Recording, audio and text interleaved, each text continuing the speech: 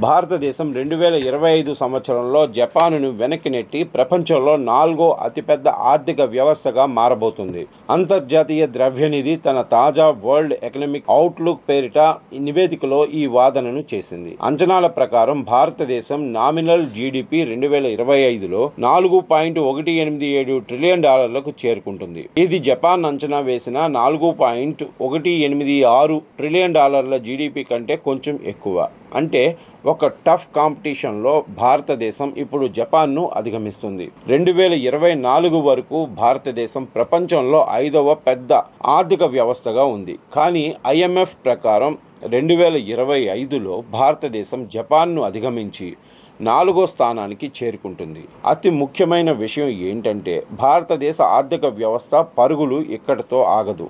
నివేదిక 2028 నాటికి భారతదేశం జర్మనీని కూడా వెనక్కిబెట్టి 3వ స్థానానికి చేరుకుంటుంది. దీంతో 3వ అతిపెద్ద ఆర్థిక వ్యవస్థగా మారుతుందని చెబుతోంది. భారతదేశం 2027 నాటికి 5 ట్రిలియన్ల ఆర్థిక వ్యవస్థగా మారబోతుంది. నివేదిక 2028 నాటికి భారతదేశం జీడీపీ $5.58 ట్రిలియన్ చేరుకుంటుందని, అదే సమయంలో జర్మనీ జీడీపీ $5.25 ట్రిలియన్ ఉంటుందని చెబుతోంది.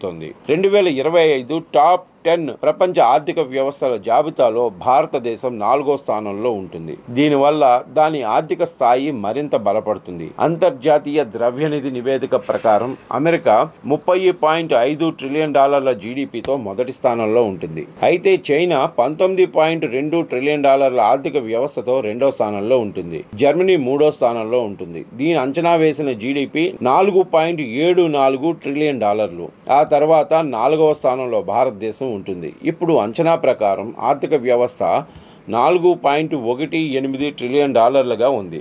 భారతదేశం కంటే కొంచెం వెనకబడి జపాన్ ఉంటుంది. దీని జీడీపీ $4.18 ట్రిలియన్లో అవుతుంది. కానీ భారతదేశం కంటే కొంచెం తక్కువగా ఉంటుంది.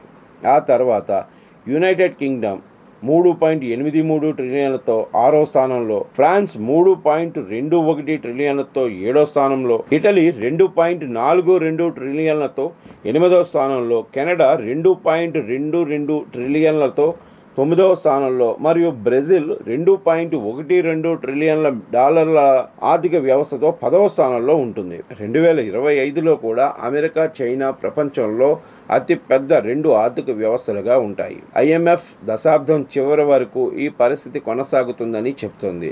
నివేదికలో భారతదేశం వృద్ధి రేటును 2025 కోసం 6.5% తగ్గించి 6.2% చేసిందని కూడా తెలిపింది. దీనికి కారణం అమెరికా టారిఫ్ విధానాల వల్ల ఏర్పడిన ఒత్తిడి. అయితే నివేదికలో భారతదేశం వృద్ధి సాపేక్షంగా స్థిరంగా ఉందని, దీనికి ప్రధాన కారణం గ్రామీణ ప్రాంతాలలో ప్రైవేట్ వినియోగం లేదా వ్యక్తిగత ఖర్చుల పెరుగుదల అని కూడా పేర్కొంది. ప్రపంచం గత 80 సంవత్సరాలుగా నడుస్తున్న ఆర్థిక వ్యవస్థ ఇప్పుడు మారుతోందని హెచ్చరించింది. కొత్త ఆర్థిక వ్యవస్థ ప్రారంభమవుతోంది. ఈ మార్పుల మధ్య భారతదేశం పాత్ర రానున్న సంవత్సరాల్లో మరింత ముఖ్యమైనది అవుతుంది. భారతదేశ ఆర్థిక వ్యవస్థ దూసుకెళ్తున్న వేగం రానున్న దశాబ్దం భారతదేశానిదే అని సూచిస్తుంది.